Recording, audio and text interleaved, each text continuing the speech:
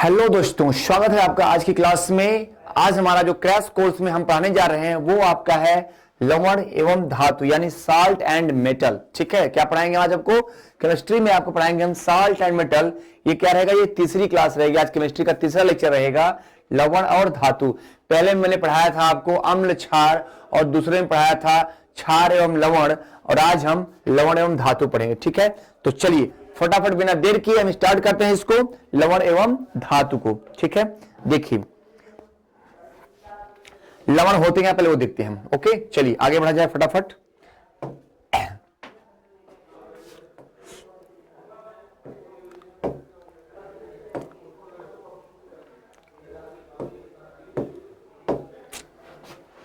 लवण लवण क्या होते हैं ये देखा जाए। लवण होते क्या है? लवण वे पदार्थ हैं जो क्षार या अम्ल की अभिक्रिया के फलस्वरूप बनते हैं। लवण क्या होते हैं? वे पदार्थ जो अम्ल या क्षार की अभिक्रिया के फलस्वरूप बनते हैं वो क्या कहलाते हैं? लवण कहलाते हैं। जैसे देख लीजिएगा H2SO4, ये क्या है? एक अम्ल है। यहां किससे करेगा क्रिया? धातु से करेगा, यानी Zn से करेगा, तो क्या बन जाएगा? ZnSO4। देखिए ZnSO4 प्लस H2 क्या बन गया आपका? Plus H2। कट तो है कैमरे में? चलिए, नहीं कट रहा है। ओके, अब देखिए फिर क्या है आपका? फिर एक अब दूसरा बनेगा हमारा HCl प्लस NaOH। यहां पे क्या है? ये क्षार है। ये क्या था? अम्ल था। ये क्या है? क्षार है। ओके, तो यहां पे क्या है? HCl प्लस NaOH इक्वल टू क्या बनेगा? NaCl प्लस H2O। क्या बन गया? H2O। तो यहां पे हमने क्या देखा? लवण वे पदार्थ होते हैं जो अम्ल या क्षार की अभिक्रिया के फलस्वरूप निर्मित होते हैं। ठीक है, तो देखिए यहां पे अब इनकी जो विशेषता हम देखेंगे, तो इनकी विशेषता क्या आएगी ये हमको देखना है। विशेषता क्या आएगी? विशेषता। ठीक है, अब देखिए इनकी विशेषता क्या होगी। ये कैसे होते हैं? ये ठोस पदार्थ होते हैं। लवण क्या होते हैं? ठोस पदार्थ होते हैं।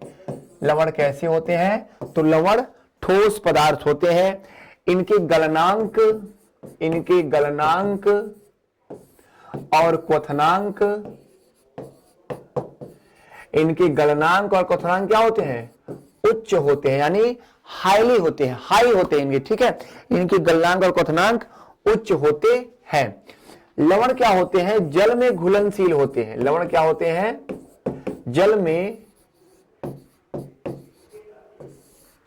लवण जल में क्या होते हैं? घुलनशील होते हैं। ओके, और इनका जो जलीय विलयन होता है, यानी लवण का जो जलीय विलयन होता है, लवण का जो जलीय विलयन होता है क्या होता है? वो विद्युत और उष्मा का सुचालक होता है। विद्युत और उष्मा का सुचालक होता है। ठीक है, तो यहां पे हम क्या देखेंगे कि लवण के जो जलीय विलयन होते हैं वो क्या होते हैं? विद्युत और उष्मा के सुचालक होते हैं। ठीक है, विद्युत और उष्मा के सुचालक होते हैं। ठीक है, अब देखिए आगे बढ़ेंगे तो लवण क्या होते हैं? लवण आयनिक यौगिक के रूप में होते हैं। लवण कैसे होते हैं? आयनिक होते हैं। लवण कैसे होते हैं? आयनिक होते हैं। अब कैसे आयनिक होंगे देख लीजिएगा। जैसे अगर देखा जाए तो NaCl, अगर इसको तोड़ा जाए NaCl, ठीक है, या Na छोड़ दीजिएगा, अगर NH4Cl को अगर तोड़ा जाए, NH4Cl को तोड़ा जाए अगर, तो NH4 प्लस धन Cl माइनस। ठीक है, क्या होते हैं? ये आयनिक होते हैं। आयनिक मतलब क्या? ये अमोनियम धन आयन में टूट गया और क्लोरीन ऋण आयन में। ठीक है, तो क्या हो गए? ये धन आयन और ऋण आयन में ये टूट गए। ठीक है, अब अगर लवण की प्रकृति देखी जाए, लवण की प्रकृति अगर देखी जाए तो प्रकृति कैसी होती है? यह प्रायः अम्ल और क्षार के मध्य, प्रायः अम्ल व क्षार के मध्य, प्रायः अम्ल व क्षार के मध्य उदासीनीकरण अभिक्रिया द्वारा, उदासीनीकरण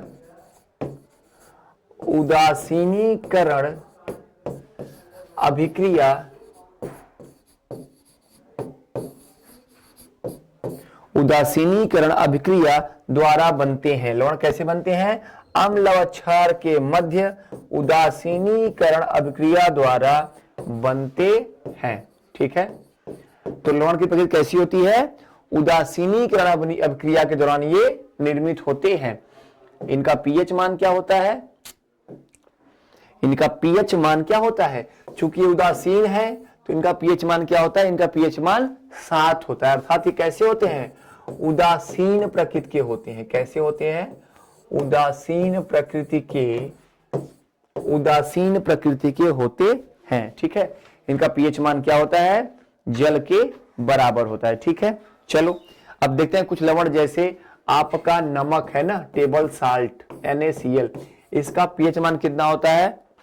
7 होता है। ठीक है, लेकिन अगर वहीं देखा जाए अमोनियम क्लोराइड को देखा जाए तो इसका पीएच मान 6 होता है। मतलब ये क्या होता है? थोड़ा सा अम्ल और क्षार के हल्का सा नीचे, यानी थोड़ा सा अम्लीय होता है। और अगर देखा जाए सोडियम कार्बोनेट को Na2CO3, तो इसका जो पीएच मान होता है कितना होता है? 9 होता है, यानी ये क्षारीय प्रकृति का होता है। यानी क्या है? ये तो भाई धावन सोडा है ना, वाशिंग सोडा है, तो ये तो क्षारीय होगा ही। अमोनियम क्लोराइड कैसा होगा? हल्का सा अम्लीय होगा। और सोडियम क्लोराइड कैसा होगा? नमक कैसा होगा? तो वह बिल्कुल कैसा होगा? बिल्कुल उदासीन होगा। क्लियर? तो यहां हमने देखा कि लवण कैसे होते हैं? लवण आयनिक होते हैं। और लवण का निर्माण कैसे होता है? अम्ल और क्षार की क्रिया के मध्योपल होता है। लवण कैसे होते हैं? आयनिक होते हैं। और इनकी प्रकृति कैसी होती है? अम्ल और क्षार के मध्य उदासीनीकरण अभिक्रिया द्वारा ये बनते हैं। ठीक है, चलो ठीक है, ओके। अब देखते हैं इनके क्या है? इनका वर्गीकरण करते हैं। क्या करते हैं? इनका वर्गीकरण करते हैं। लवण का वर्गीकरण। ओके, लवणों का वर्गीकरण यानी क्लासिफिकेशन। अब देखिए, सॉरी,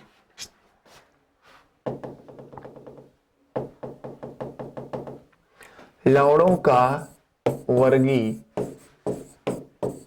ठीक है,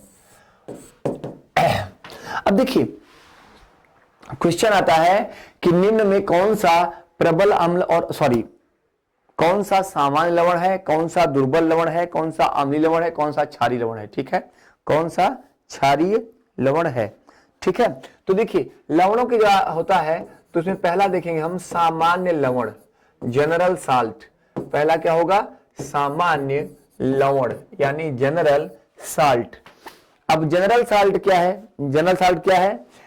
ऐसे लवण जो प्रबल अम्ल और प्रबल क्षार के द्वारा निर्मित होते हैं।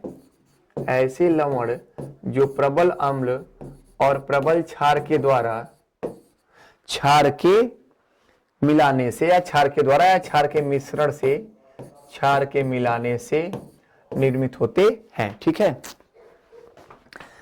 ठीक, मतलब कहने मतलब क्या? ऐसे लवण जो प्रबल अम्ल और प्रबल क्षार के विलयन को मिलाने से बनते हैं, उन्हें क्या बोलते हैं? उन्हें सामान्य लवण कहते हैं। और ये कैसे होते हैं? ये उदासीन होते हैं। कैसे होते हैं? ये उदासीन होते हैं। ठीक है, प्रबल अम्ल और प्रबल क्षार के मिश्रण से उदासीन विलयन प्राप्त होता है, वो क्या कहलाता है? सामान्य लवण कहलाता है। ठीक है, इनमें क्या होता है? इनमें हाइड्रोजन परमाणु का पूर्ण स्थानांतरण हो जाता है। सामान्य लवण में क्या होता है? हाइड्रोजन परमाणु का पूर्ण स्थानांतरण हो जाता है। ठीक है, हाइड्रोजन परमाणु का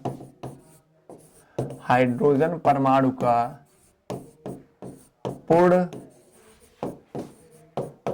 स्थानांतरण हो जाता है। ठीक है, हाइड्रोजन परमाणु का पूर्ण स्थानांतरण हो जाता है। देखिए जैसे NaCl, यहां पे क्या हो गया आपका? NaCl। ठीक है, NaCl। ठीक, KCl, NaCl, KCl, Na2SO4, क्या होगा? Na2SO4, कैल्शियम सल्फेट CaSO4 आदि। ये सब क्या है?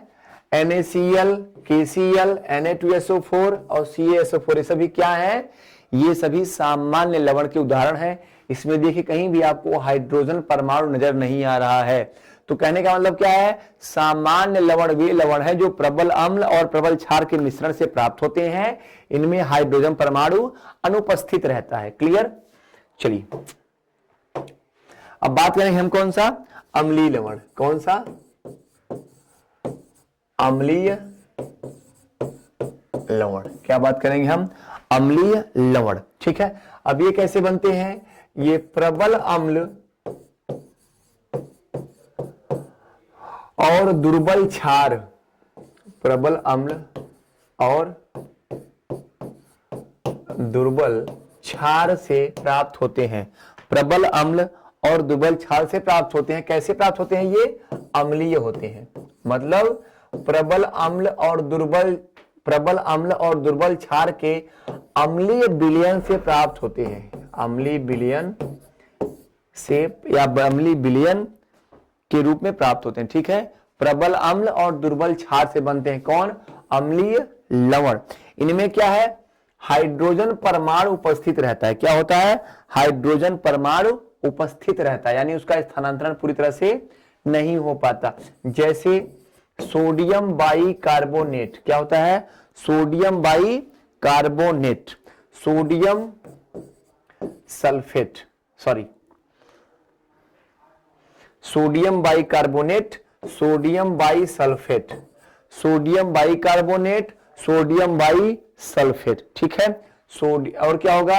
Ammonium chloride NH4Cl। ये सभी क्या है? तो ये सभी अम्लीय लवण के उदाहरण है। क्या है? ये सभी अम्लीय लवण के उदाहरण है। ठीक है, ये सभी क्या है? अम्लीय लवण के उदाहरण है। क्लियर? चलो अब हम देखेंगे क्षारीय लवण। क्या देखेंगे? क्षारीय लवण। ठीक है, क्षारीय लवण। अब ये कैसे बनते हैं? ये दुर्बल अम्ल से बनते हैं। कौन से बनते हैं? दुर्बल अम्ल से और प्रबल क्षार से। किससे? दुर्बल अम्ल, और यहां पे क्या होगा? अम्ल तो दुर्बल होगा लेकिन क्षार कैसा होगा? प्रबल होगा। और प्रबल क्षार के क्या होते हैं? ये क्षारीय विलयन होते हैं। क्या होते हैं? क्षारीय विलयन।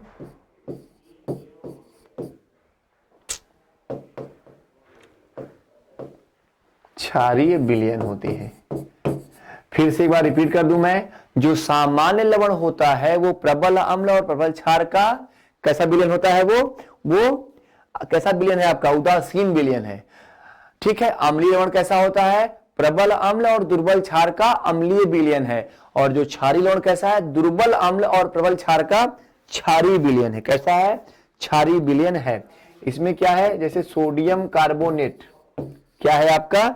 Sodium carbonate, calcium carbonate. क्या है आपका? Calcium carbonate. ठीक है, कैल्शियम हाइड्रोक्साइड, कैल्शियम हाइड्रोक्साइड। ठीक है, कैल्शियम हाइड्रोक्साइड। ठीक, क्या होता है ये? Calcium hydroxide. अब देख लो यहां पे आप एक समीकरण देख सकते हो। 2 यहां पे क्या है? 2NaOH, ये प्रबल क्षार है। प्लस क्या हो जाएगा? 2NaOH plus H2CO3 equal to क्या बन जाएगा आपका? Na2CO3। क्या बन जाएगा? Na2CO3 प्लस 2HO प्लस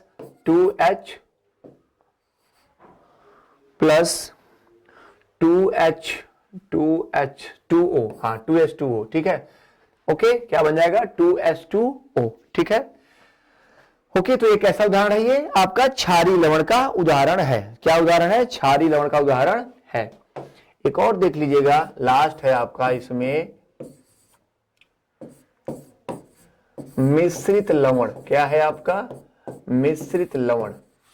मिश्रित लवण क्या है? 2 या 2 से अधिक क्षारीय मूलक या 2 या 2 से अधिक अम्लीय मूलक।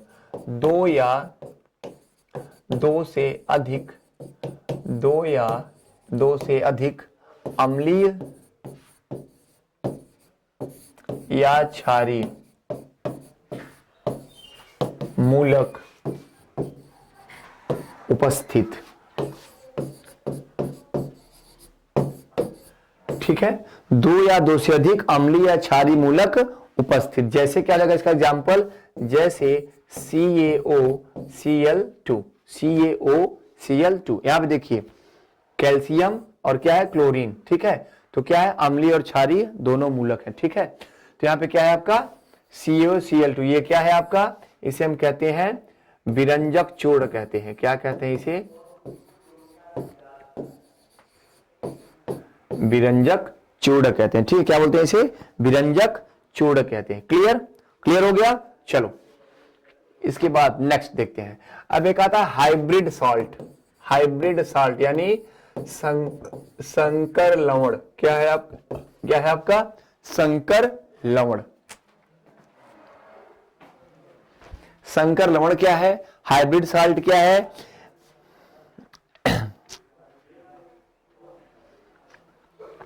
देखिए संकर लवण क्या होते हैं, इनमें जो आयन होते हैं, इनमें आयन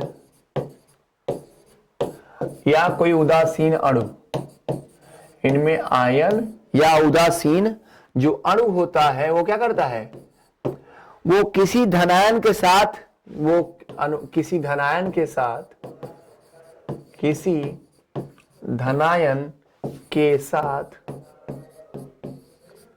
किसी धनायन के साथ एक उप सहसंयोजक बंध बनाता है। क्या बनाता है, एक उप सह संयोजक बंध बनाते हैं।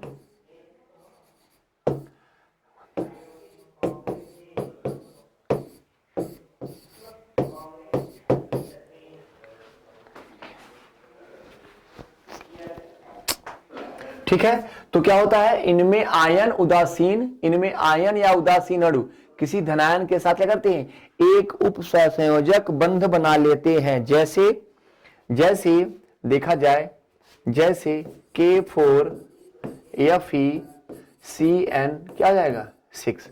ये क्या है, पोटेशियम फेरोसाइनाइड। क्या है ये, पोटेशियम फेरोसाइनाइड। ये क्या है आपका एक संकर लवण है। ध्यान दीजिएगा, आपसे क्वेश्चन पूछेगा कि निम्न में संकर लवण का उदाहरण है, तो ऑप्शन दिया रहेगा। क्या दिया रहेगा, K4FeCN6 यानी क्या, पोटेशियम फेरोसाइनाइड। ठीक है, फिर क्या,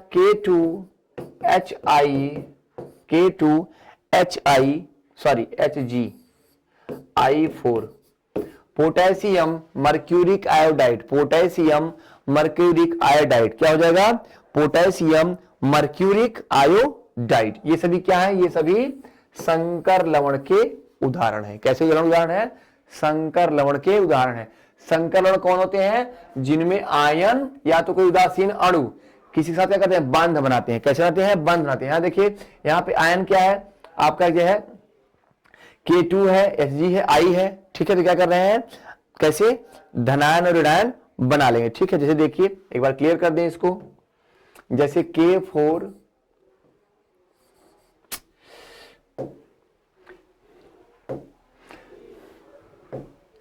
K4FeCN6 है आपका, K4FeCN6 है, K4FeCN6 है। जब ये टूटेगा तो क्या टूटेगा, इसमें 4K प्लस में टूटेगा। किसमें टूटेगा, 4K प्लस में। पोटेशियम क्या है, क्षार धातु है ना। ठीक, फिर क्या बोलेगा, प्लस Fe क्या टूटेगा, FeCN6 है यहाँ पे 4 माइनस, क्या टूटेगा, FeCN6 4 माइनस। तो यहाँ पे क्या है, ये संकर लवण के उदाहरण है। कौन, K4FeCN6 यानी पोटेशियम फेरोसाइनाइड। क्लियर, समझ में आ रहा है। चलो अब आगे बढ़ते हैं, एक और देखते हैं आपका द्विक लवण। क्या है ये आपका, ये द्विक लवण। ये क्या है, द्विक लवण। द्विक लवण वे लवण होते हैं जो दो सरल लवण हैं उनके वाष्पीकरण से बनते हैं। किससे बनते हैं, दो सरल लवणों के जलीय विलयन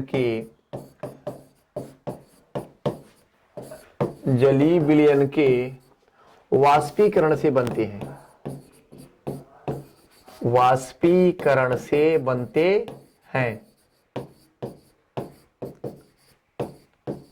ठीक है, दो सरल लवणों के जलीय विलयन के वाष्पीकरण से बनते हैं, जैसे K2SO4 Al2SO4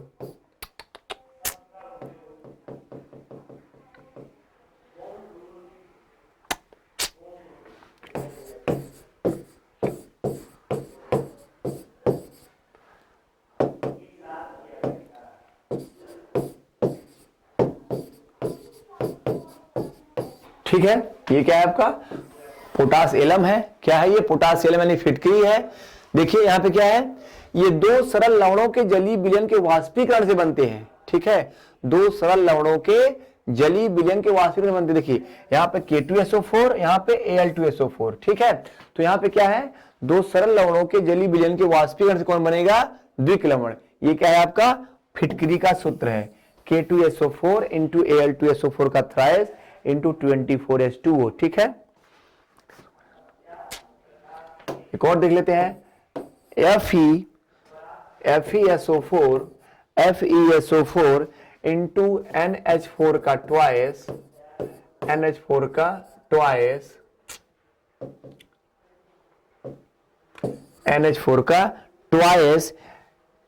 SO4 इंटू क्या हो जाएगा आपका 6H2O। क्या हो जाएगा? 6H2O। ये क्या है आपका 6H2O। ये क्या है आपका? इसे हम कहते हैं मोहर लवण। क्या बोलते हैं? मोहर लवण कहते हैं। ओके, तो यहां पे देखिए पोटास एलम यानी फिटकरी और मोहर लवण क्या है? द्विक लवण के उदाहरण है। क्या इसके उदाहरण है? द्विक लवण के उदाहरण है। ठीक है, अब देखिए जो आपका NaCl है, NaCl उसका उपयोग कहां होता है? उसका उपयोग कहां होता है? मानव शरीर की जो मांसपेशियां होती हैं उनमें जो मूवमेंट होती है उसमें सहायक होता है। ठीक है, मानव शरीर की जो मांसपेशियां होती हैं जो उनमें मूवमेंट या जो गति होती है उसमें सहायक होता है। तंत्रिका तंत्र के सही तरीके से कार्य करने में सहायक होता है।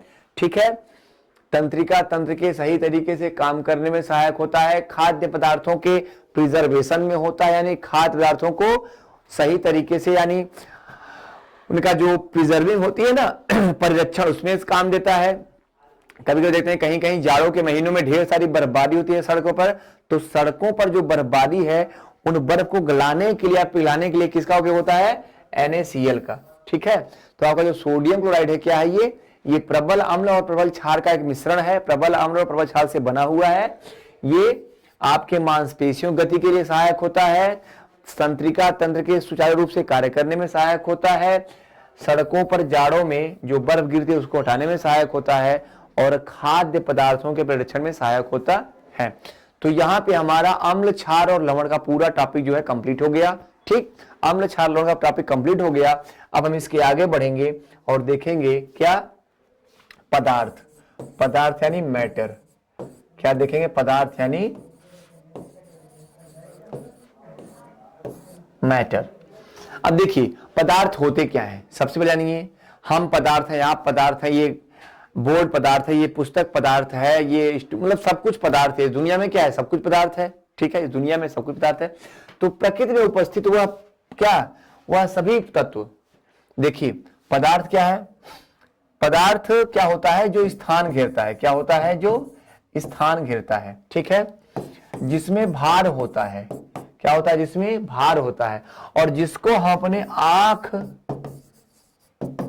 कान, नाक आदि से, यानी अपनी क्या, अपनी जो इंद्रियां हो, जो सेंसरी ऑर्गन है। ठीक है, तो पदार्थ क्या है?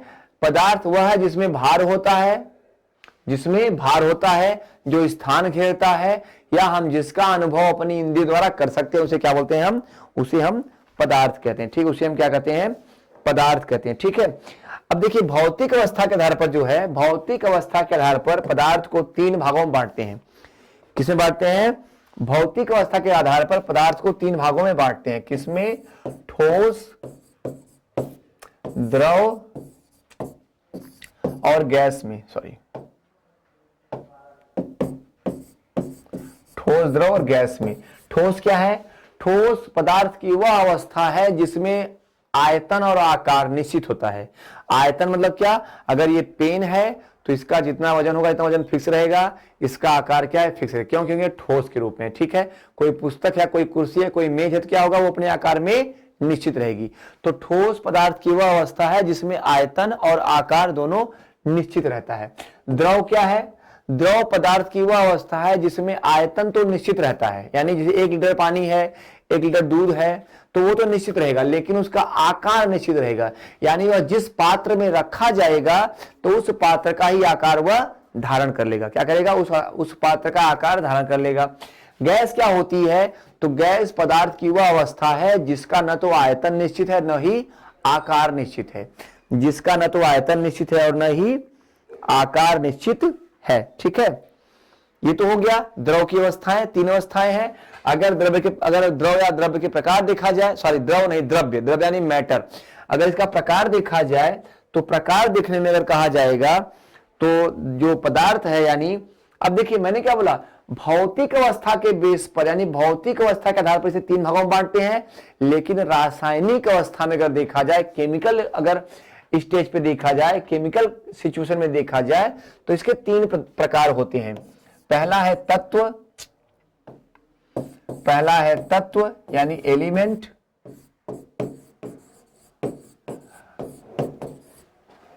दूसरा है क्या? यौगिक, कंपाउंड, और तीसरा क्या है आपका?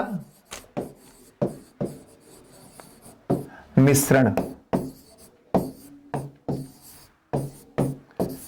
यानी क्या? मिक्सचर, ठीक है। भौतिक अवस्था के आधार पर पदार्थ के तीन भाग होते हैं, ठोस, द्रव, गैस, ठीक है। ठोस मैंने बताया, ठोस कौन सी अवस्था है? ठोस जिसमें आयतन और आकार निश्चित होता है। द्रव कौन सी अवस्था है? जिसमें आयतन निश्चित है लेकिन आकार अनिश्चित है। और गैस कौन सी अवस्था है? आयतन और आकार उसमें दोनों क्या होते हैं? दोनों अनिश्चित होते हैं, ठीक है, ठीक है। अब इसी के साथ जो तीन अवस्थाएं तो हम पढ़ते हैं, ठोस, द्रव, गैस। ठोस, द्रव, गैस पढ़ते ही हैं, लेकिन एक अवस्था पदार्थ की और होती है भौतिक आधार पर, जिसको कहते हैं प्लाज्मा। क्या कहते हैं जिसको? प्लाज्मा। प्लाज्मा वह अवस्था होती है जिसमें उच्च ताप पर, जिसमें क्या होते हैं? हाई टेम्परेचर पर क्या होता है? द्रव्य के परमाणु क्या होते हैं? आयनित हो जाते हैं। द्रव्य के परमाणु क्या होते हैं? आयनित हो जाते हैं, यानी क्या होते हैं? टूट जाते हैं। जैसे NaCl, तो यहां क्या होगा? ये टूट जाएगा ना, Na पॉजिटिव और Cl निगेटिव, ठीक है। तो प्लाज्मा जो है पदार्थ की चौथी अवस्था है। उसमें क्या होता है? उच्च ताप पर, यानी उच्च ताप पर क्या होता है? जो द्रव्य या जो पदार्थ है वो क्या होता है? आयनित अवस्था में टूट जाता है। और यह जो अवस्था होती है, यह क्या होती है? विद्युत की सुचालक होती है, यानी इलेक्ट्रिक कंडक्टर होती है। क्या होती है ये? इलेक्ट्रिक कंडक्टर होती है। कौन? आपके द्रव्य की प्लाज्मा अवस्था, ठीक है। तो चलो अब आगे बढ़ते हैं। यहां पे क्या देखा हमने कि भौतिक अवस्था के आधार पर तीन प्रकार के, ठोस, द्रव, गैस और एक प्लाज्मा, और रासायनिक अवस्था के आधार पर तीन प्रकार के, तत्व, यौगिक और मिश्रण। तत्व, यौगिक और मिश्रण, क्लियर है? तत्व, यौगिक और मिश्रण, क्लियर है? चलो अब बात करते हैं किसकी? तत्व की। क्यों? क्योंकि हमको धातु पढ़ना है ना, तो अगर हमको धातु पढ़ना है, अधातु पढ़ना है, उपधातु पढ़ना है, तो हमको तत्व के पहले तत्व को पढ़ना पड़ेगा, ठीक है। बिना तत्व के पढ़े हम धातु नहीं पढ़ पाएंगे। तो यहां हम बात करते हैं तत्व की। किसकी बात करेंगे हम? तत्व की। देखो अब तत्व क्या है? तत्व क्या है? तत्व क्या होते हैं? तत्व वे शुद्ध पदार्थ होते हैं जिन्हें, तत्व क्या होते हैं? तत्व वे शुद्ध पदार्थ होते हैं जिन्हें भौतिक या रासायनिक विधियों द्वारा भौतिक या रासायनिक विधियों द्वारा दो या दो से अधिक अन्य पदार्थों में विभाजित नहीं किया जा सकता। तत्व वे शुद्ध पदार्थ हैं जिन्हें भौतिक या रासायनिक विधियों जैसे उष्मा, प्रकाश, विद्युत ऊर्जा सब क्या है, विधियां हैं। तो तत्व वे शुद्ध पदार्थ होते हैं जिन्हें भौतिक या रासायनिक विधियों द्वारा दो या दो से अधिक अन्य सरल पदार्थों में विभाजित नहीं किया जा सकता। और अगर इसकी अगर आधुनिक परिभाषा देखी जाए, आधुनिक परिभाषा, तो तत्व जो है पदार्थ की वह अवस्था है जिसमें सभी परमाणुओं का परमाणु क्रमांक समान होता है। तत्व पदार्थ की वह अवस्था है जिसमें सभी परमाणुओं का परमाणु क्रमांक समान होता है। ठीक है, तो चलो क्या हमने बोला आपको, तत्व वे शुद्ध पदार्थ होते हैं जिन्हें हम दो या दो से अधिक भागों में विभाजित नहीं कर सकते। और तत्व जो है वो पदार्थ की तीनों अवस्थाओं में पाए जाते हैं। तत्व जो है क्या है, पदार्थ की तीनों अवस्थाओं में पाए जाते हैं। तीनों अवस्थाओं में पाए जाते हैं। कैसे? तत्व जो है पदार्थ की तीनों अवस्थाओं में पाए जाते हैं। जैसे सोडियम, नंबर 1 दिखा जाए, सोडियम कार्बन, ये क्या है, ठोस है। क्या है ये, ठोस होते हैं। सोडियम कार्बन क्या है, ठोस है। ठीक है, पारा, ब्रोमीन, ये क्या है, द्रव है। ऑक्सीजन, हाइड्रोजन क्या है, गैस है। ठीक है, ऑक्सीजन, हाइड्रोजन क्या है, गैस है। तो यहां पे देखिए तत्व जो है वो पदार्थ की तीनों अवस्थाओं में पाए जाते हैं। जैसे सोडियम कार्बन, ये सब क्या है, एल्युमिनियम, लोहा, ये सब क्या है, ठोस है। आपका मरकरी यानी Hg, ब्रोमीन क्या है, द्रव है। और ऑक्सीजन और हाइड्रोजन क्या है, गैस है। तो यानी कहने का मतलब तत्व वे पदार्थ होते हैं जो द्रव्य यानी मैटर की तीनों अवस्थाओं में पाए जाते हैं। तीनों अवस्थाओं में पाए जाते हैं। ठीक है, अब अगर देखा जाए तो तत्वों को निम्न भागों में हम वर्गीकृत कर सकते हैं। ठीक है, अब अगर हमको देखना है, आगे देखना है, तो क्या करना है, तत्व को निम्न भागों में हम बांट सकते हैं। कैसे?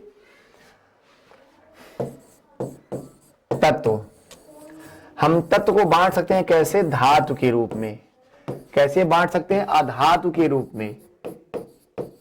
और कैसे बांट सकते हैं, उपधातु के रूप में। ओके, इसको हम कहते हैं मेटल, इसको हम कहते हैं नॉन मेटल, और इसको हम कहते हैं मेटालॉयड। ठीक है, तत्व क्या होते हैं, मेटल होते हैं, नॉन मेटल होते हैं और मेटालॉयड होते हैं। यानी धातु, धातु, अधातु और उपधातु। ठीक है, तत्व की तीन अवस्थाएं होती हैं, धातु, अधातु और उपधातु। क्लियर है? क्लियर है। चलो, तो यहां पे हम बात करेंगे सबसे पहले क्या, तत्वों के बारे में। तो तत्वों कैसे बांटा गया है, उनकी किसके, उनके गुण धर्म पर। किसके, उनके गुण धर्मों के बेस पर, यानी उनकी प्रॉपर्टीज के बेस पर, उनकी क्वालिटीज के बेस पर। तो तत्वों को उनके गुण धर्मों, उनकी क्वालिटी और प्रॉपर्टीज के बेस पर कैसे बांटा गया है, धातु और अधातु के रूप में। और इन्हीं दोनों का मिश्रण क्या है, उपधातु है। ठीक है, क्लियर। तो चलो यहां पे स्टार्ट करेंगे हम अब धातु। क्या स्टार्ट करेंगे यहां पे हम, धातु। धातु यानी मेटल। क्लियर है, समझ में आ रहा है, मजा आ रहा है एकदम फास्ट एंड फ्यूरियस पढ़ने में। तो चलो धातुएं क्या होती पहले देख लो। धातुएं वे पदार्थ होती हैं, सारे धातुएं, हाँ पदार्थ ही तो है। धातुएं वे तत्व या वे पदार्थ होती हैं जो क्या करती हैं, धनायन का निर्माण करती हैं। क्या करती हैं ये, धनायन, या क्या, ये धन विद्युती होती हैं। ये कैसी होती हैं, धातुएं धन विद्युती होती हैं। किसी भी वस्तु को अगर हम धातु कहें तो किस बेस पे कह सकते हैं, क्या होगा वो, धनायन बनाएगा। क्या बनाएगा वो, धनायन बनाएगा। ठीक है, जैसे अब कॉपर है, आयरन है, सिल्वर, ये सब क्या है, ये सभी क्या है, धन विद्युती है। क्या है, ये सभी धन विद्युती हैं।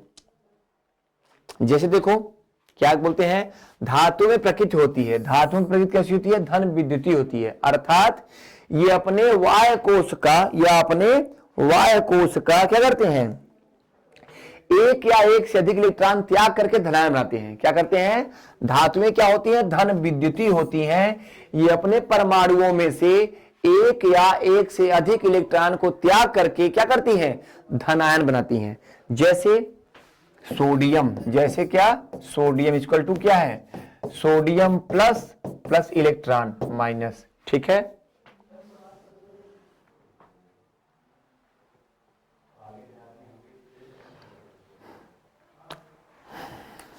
ठीक है, जैसे क्या हुआ, सोडियम, अब सोडियम क्या, ध्यान दीजिएगा, सोडियम का जो परमाणु क्रमांक होता है 11, क्या होता है, 11, ठीक है।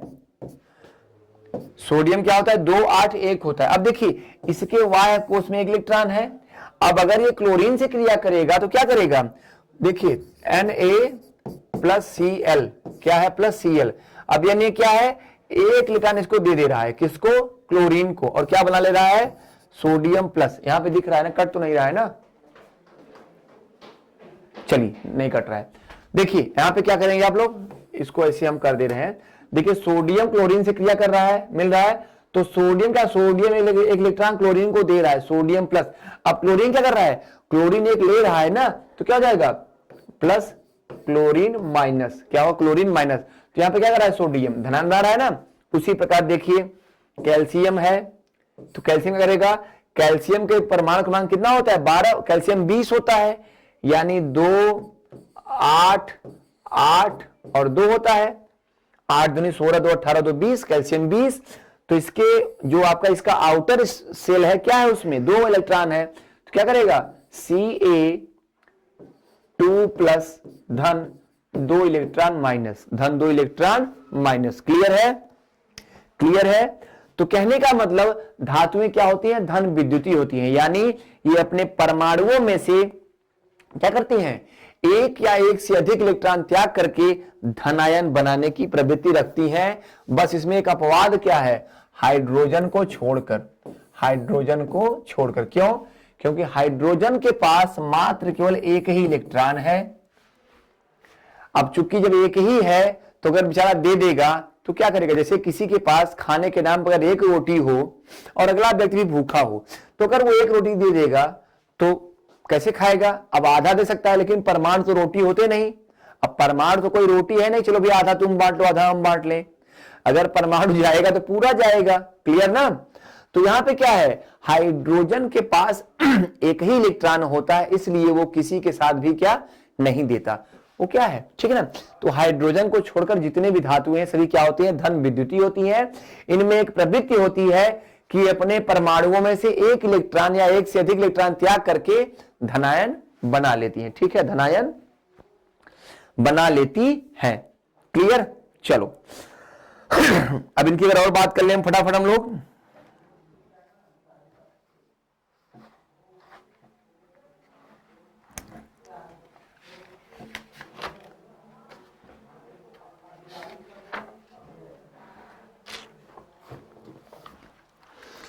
ठीक है, चलो अब अगर बात करें धातुओं की ओर, तो धातुएं कैसी होती हैं, धातुएं आघातवर्धनीय होती हैं, आघातवर्धनीय होती हैं। धातुएं कैसी होती हैं, आघातवर्धनीय यानी मैलिएबल होती है। कैसी होती हैं, धातुएं कैसी होती हैं, आघातवर्धनीय होती हैं, यानी कैसी होती हैं, मैलिएबल होती हैं। अर्थात क्या कर सकते हैं इनके साथ, अगर धातुओं को क्या आघातवर्धनीय होती है, इसका मतलब क्या, इनको पीट कर क्या हो सकता है, इनको पीट कर क्या होता है, इनकी पतली चादरें यानी सीड्स, तार, आभूषण आदि बनाए जा सकते हैं। ठीक है, धातुओं को पीट करके चादर, तार और कुछ बनाए जा सकते हैं। अर्थात कैसी होती हैं ये, इनके आकार में परिवर्तन हो सकता है। जैसे सोना यानी Au, गोल्ड, चांदी Ag, ये सभी क्या है, ये सभी बहुत ही ज्यादा क्या है, मैलिएबल होती है। क्या होती हैं? बहुत ही ज्यादा मैलिएबल होती हैं। ठीक है, चलो तो ठीक है, चलो आगे बढ़ते हैं।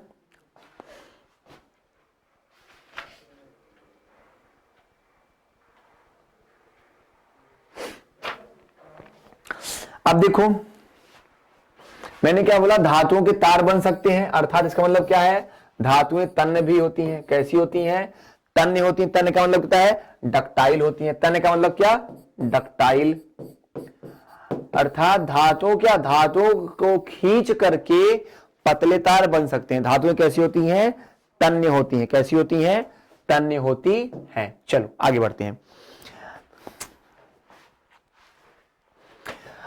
धातुएं क्या होती हैं? धातुएं विद्युत की सुचालक होती हैं। धातुएं विद्युत की सुचालक होती हैं। क्या होती हैं? सुचालक यानी क्या? सर्वोत्तम चालक होती है। क्या होती हैं? धातुएं विद्युत की सुचालक होती है। ठीक है, विद्युत की, उष्मा की, सबकी, चलो हम उष्मा भी लिख दे रहे हैं यहां पे। तो धातुएं क्या होती हैं? विद्युत और उष्मा की सुचालक होती हैं। कैसे? जैसे देखिएगा, पूछता है कभी कभी कि निम्न में विद्युत का सर्वोत्तम चालक है, तो जो आपका चांदी होता है, चांदी, ये क्या है? ये विद्युत का सर्वोत्तम चालक है। क्या है? ये विद्युत का सर्वोत्तम चालक है। ठीक है, चांदी क्या है? विद्युत का सर्वोत्तम चालक है। जबकि सीसा यानी क्या? लेड। सीसा यानी लेड, पीबी। लेड क्या है? विद्युत का निम्नतम चालक है। क्या है? विद्युत का निम्नतम चालक है। ठीक है, चांदी क्या है? सर्वोत्तम चालक है, जबकि सीसा क्या है? निम्नतम चालक है। अब अगर धातुओं के गुण की और बात करें, धातुएं क्या होती हैं? धातुएं बहुत ही ज्यादा क्या होती हैं? चमकीली होती है। क्या होती हैं? धातुएं बहुत ही ज्यादा चमकीली होती है। माने ये क्या? ये अंधेरे में भी चमकती है। क्या होती हैं? अंधेरे में भी चमकती हैं। जैसे पारा। जैसे क्या? जैसे पारा। पारा क्या है? पारा क्या है? धातु है। ठीक, पारा क्या है? धातु है। वो क्या करती है? अंधेरे में चमकती है। क्या होती है? अंधेरे में भी चमकती है। ठीक है, ओके, चलो अब अगर देखा जाए धातुएं क्या होती हैं, धातुएं अगर देखा जाए तो धातुएं बहुत कठोर भी होती हैं। धातुएं क्या होती हैं? कठोर होती हैं, यानी हार्ड होती हैं। लेकिन यहां पे अपवाद के रूप में क्या है?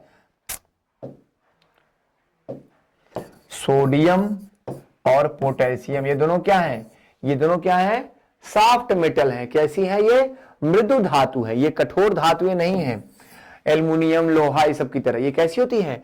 मृदु धातुएं होती हैं। धातुएं तो है लेकिन कैसी होती है? मुलायम होती है। कैसी होती हैं? मुलायम होती हैं। ठीक, धातुओं को और देखा जाए तो ये कमरे के ताप पर क्या होती हैं? कमरे के ताप पर ठोस होती हैं। क्या होती हैं? कमरे के ताप पर ठोस होती हैं। लेकिन यहां भी एक अपवाद क्या है आपका? मरकरी को छोड़कर। मरकरी को छोड़कर। क्यों? क्योंकि मरकरी किस रूप में होता है? वो द्रव रूप में होता है। मतलब कमरे के ताप पर मरकरी क्या है? द्रव है। कमरे के ताप पर मरकरी क्या है? द्रव है। ठीक है, तो कमरे के ताप पर क्या होती है? धातुएं ठोस होती हैं लेकिन मरकरी को छोड़कर। क्यों? मरकरी क्या है? एक द्रव धातु है। जिस प्रकार सोडियम, पोटेशियम क्या है? सॉफ्ट मेटल है, मृदु धातु है, उसी प्रकार मरकरी क्या है? द्रव धातु है। क्या होती है? द्रव धातु होती है। अगला पॉइंट है, धातुओं के जो गलनांक होते हैं, धातुओं के जो गलनांक होते हैं और जो क्वथनांक होते हैं, गलनांक और जो क्वथनांक होते हैं, वो क्या होते हैं? बहुत ही हाई होते हैं। क्या होते हैं? बहुत ही उच्च होते हैं। कैसे? कैसे? धातुओं के गलनांक और क्वथनांक क्या होते हैं? बहुत उच्च होते हैं। जैसे अगर देखा जाए तो टंगस्टन यानी डब्लू का जो गलनांक होता है कितना होता है? लगभग 3500 डिग्री सेंटीग्रेड। और जो आयरन का क्या है? गलनांक है वो कितना है? 1539 डिग्री सेंटीग्रेड। ठीक है, ठीक है, टंगस्टन का जो गलनांक है 3500 डिग्री सेंटीग्रेड है और जो आयरन का जो गलनांक है वो कितना है? 1539 डिग्री सेंटीग्रेड है। ठीक है, ओके, क्लियर हो गया यहाँ पे। तो धातुओं के बारे में हमने ढेर सारी बताई बातें आपको, फिर से हम देख लेते हैं।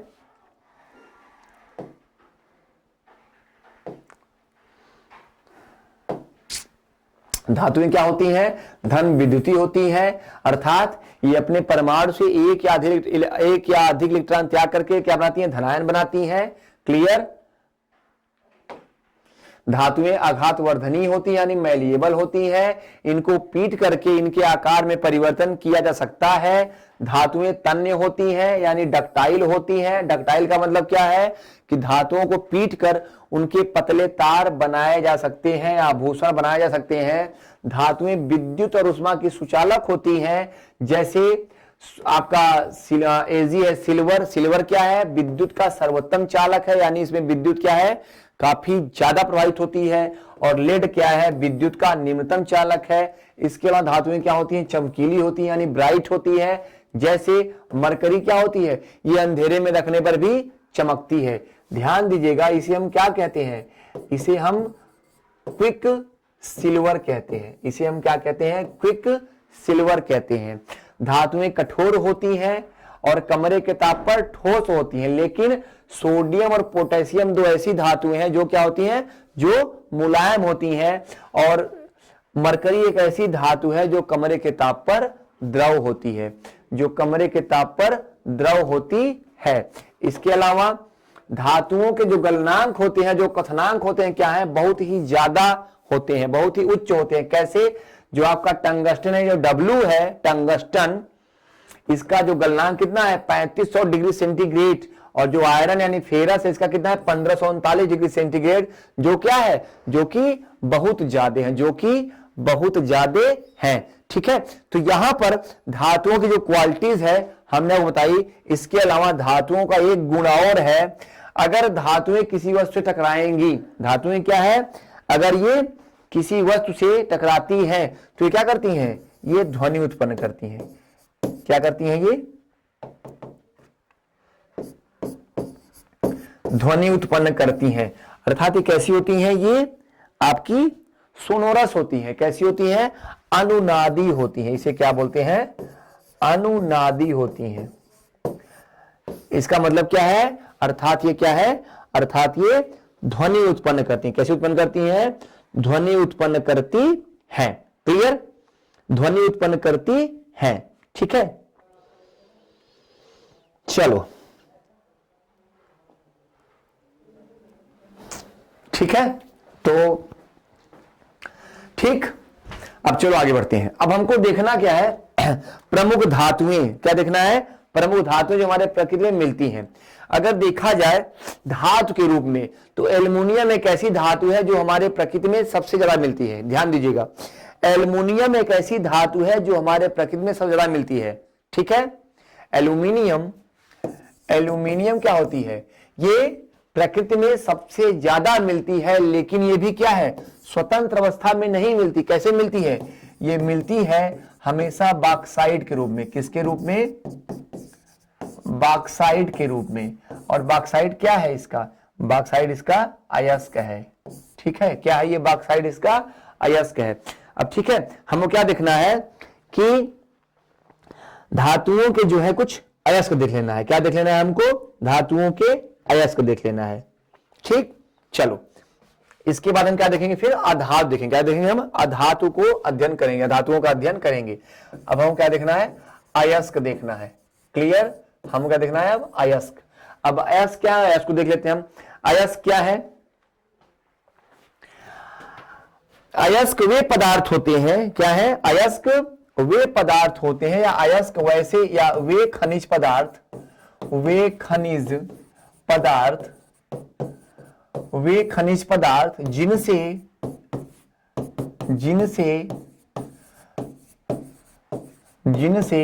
शुद्ध धातुओं का, जिनसे शुद्ध धातुओं का